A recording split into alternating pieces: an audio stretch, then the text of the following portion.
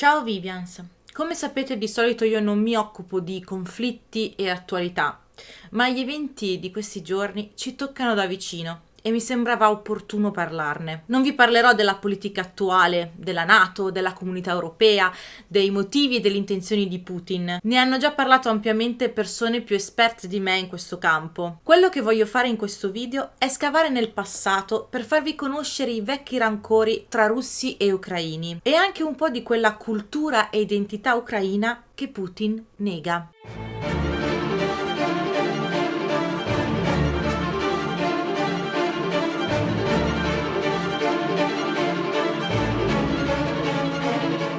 Durante il discorso alla nazione del 21 febbraio, Putin ha riconosciuto l'indipendenza delle autoproclamate repubbliche popolari di Donetsk e Lugansk, nell'Ucraina orientale. Per giustificare questa decisione ha affermato che l'Ucraina non sia mai esistita autonomamente, ma sia sempre stata terra russa. Addirittura il ministro degli esteri russo ha dichiarato che l'Ucraina non ha diritto ad essere una nazione sovrana. Secondo Putin, il paese è un'invenzione di Lenin, una creazione della Russia bolscevica e comunista. Lenin, Stalin e Khrushchev avrebbero plasmato l'Ucraina strappando dei territori storici alla Russia. Con questo discorso il presidente russo ha praticamente saltato 100 anni di storia, ignorando il passato e l'evoluzione ucraina. Perché l'ha fatto? Qual è il motivo di questo revisionismo storico? Beh, in questo modo ha potuto giustificare l'intervento militare.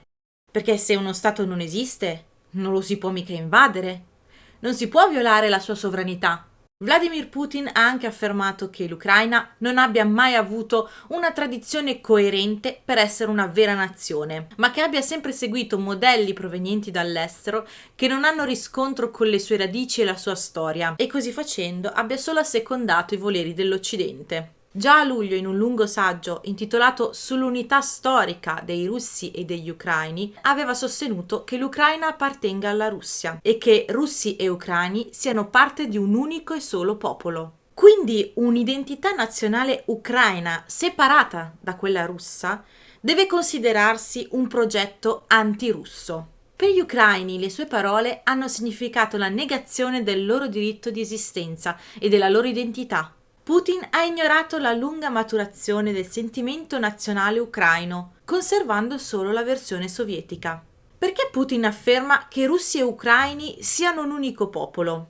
Ucraini, russi e bielorussi discendono tutti dalle stesse tribù slave, baltiche e finniche che nel IX secolo hanno creato la cosiddetta Rus di Kiev, un regno che si estendeva dal Mar Bianco al Mar Nero. I russi quindi vedono la capitale Kiev come il cuore storico della Russia medievale, terra di grandi scrittori in lingua russa, rivoluzionari comunisti e leader storici. Putin ha sottolineato come il termine Ucraina derivi dal russo antico Okraina, periferia, e che le guardie di frontiera erano chiamate ucraini. Ha continuato poi parlando delle trasformazioni territoriali che hanno interessato l'area da parte degli imperi centrali del XVIII e XIX secolo, per arrivare poi all'Unione Sovietica. Quindi è davvero così?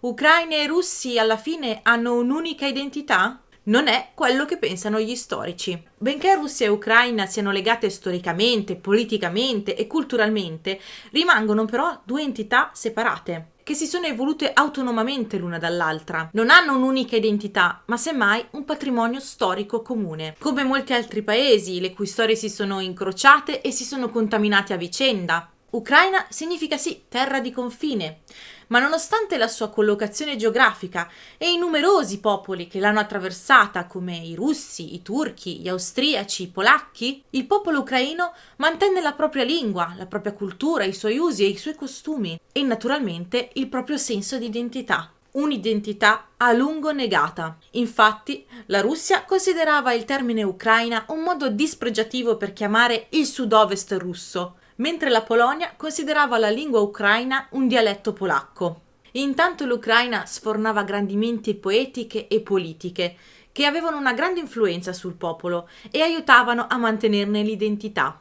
Tra l'altro, se russi e ucraini fossero stati un unico popolo, la Russia non avrebbe avuto bisogno di tentare a più riprese l'integrazione culturale e linguistica dell'Ucraina. Sia sotto l'impero zarista che nell'URSS, lo studio e l'uso della lingua ucraina fu vietato, con l'obiettivo di assimilare il paese alla nazione russa. Tuttavia non vi riuscirono. Anche nelle regioni ucraine russofone, dove gli abitanti hanno origini russe, parlano russo e hanno mantenuto forti legami con la Russia, anche qui la stragrande maggioranza della popolazione ritiene che il paese debba rimanere indipendente. Lenin ha davvero creato l'Ucraina? Un'altra tesi di Putin è quella che il leader comunista Vladimir Lenin abbia creato l'Ucraina moderna facendone una repubblica socialista distinta dalla Russia nell'Unione Sovietica. Ma questa non fu una decisione arbitraria, piuttosto fu proprio in virtù del sentimento nazionalista ucraino che Lenin decise di non assimilare Kiev a Mosca, ma di riconoscerne l'identità nazionale e culturale. La conferma dell'identità ucraina si ebbe durante il collasso dell'Unione Sovietica. Nel 1990 oltre 300.000 ucraini organizzarono una catena umana tra Kiev e Leopoli. Nel 91 fu dichiarata la nascita di uno Stato ucraino indipendente dall'URSS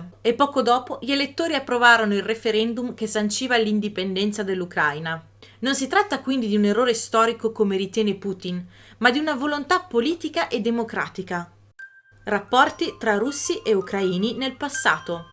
Per capire meglio la situazione attuale e le ragioni dei rancori degli ucraini nei confronti della Russia, bisogna tornare indietro. Il popolo ucraino un tempo era diviso tra l'impero russo e quello austriaco. Gli ucraini sudditi dell'impero austriaco erano detti ruteni ed erano culturalmente liberi e tollerati, cosa che non accadeva agli ucraini sotto l'impero russo. Infatti, nonostante le promesse di autonomia contenute nel trattato di Perislav, l'elite ucraina e i cosacchi non ricevettero mai le libertà che attendevano dall'impero russo. Nell'ultimo periodo il regime zarista portò avanti una politica di russificazione delle terre ucraine, sopprimendo l'uso della lingua ucraina nella stampa e in pubblico. Tra il 1929 e il 1933 la collettivizzazione forzata della terra provocò il genocidio ucraino, chiamato Holodomor, che in lingua ucraina significa infliggere la morte attraverso la fame. 4 milioni di ucraini morirono di fame a causa delle leggi di Stalin,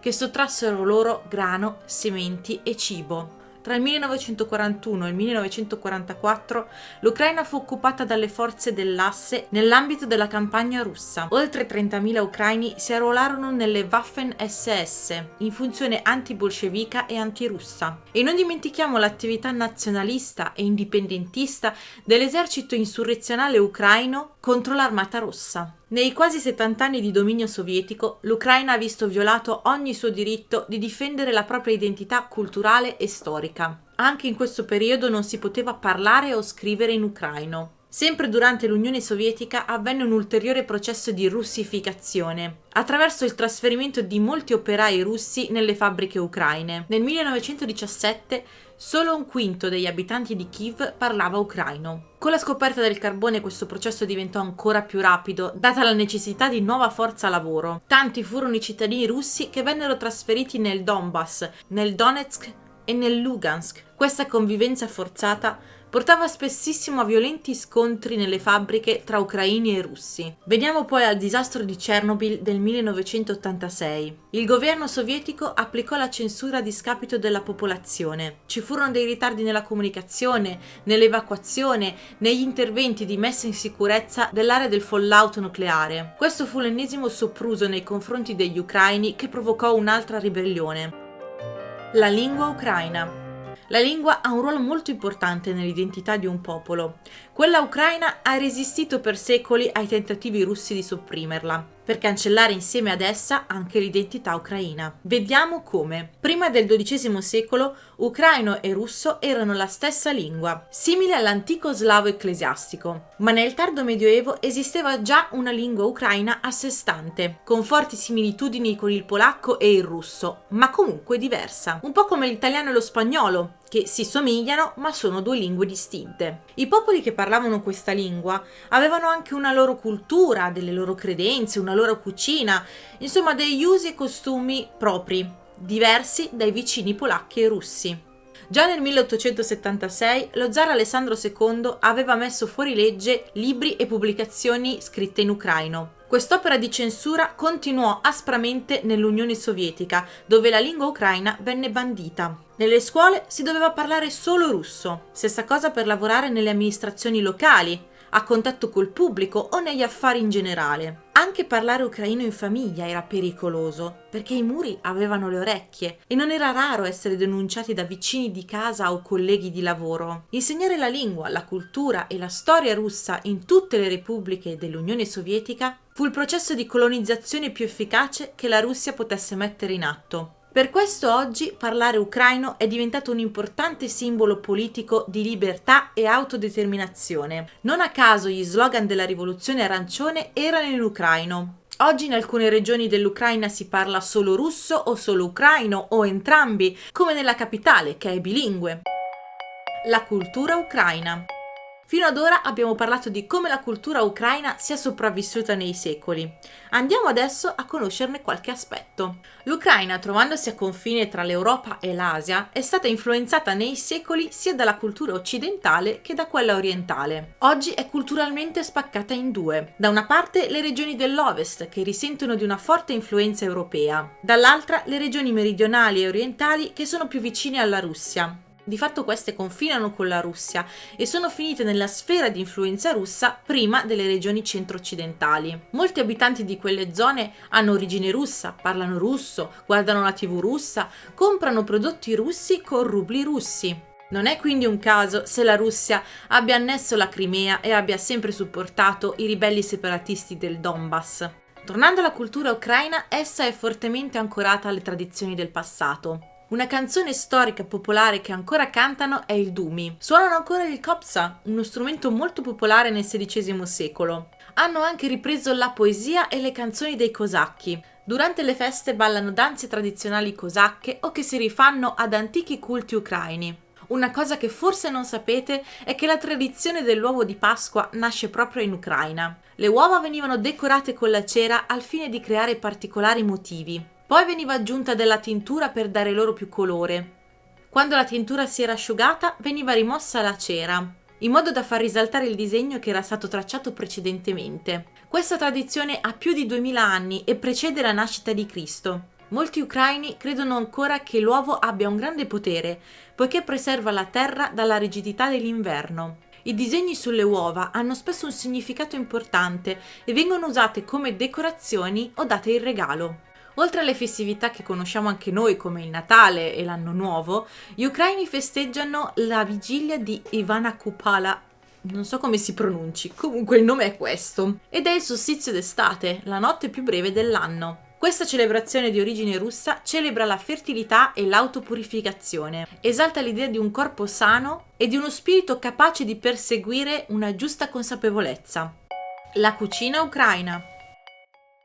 La cucina ucraina è parte integrante della cultura e ha una grande varietà di sapori. È stata influenzata in particolar modo dalla cucina polacca e russa. Gli ingredienti della cucina popolare sono per lo più funghi, verdura, barbabietole, frutta e vari tipi di erbe.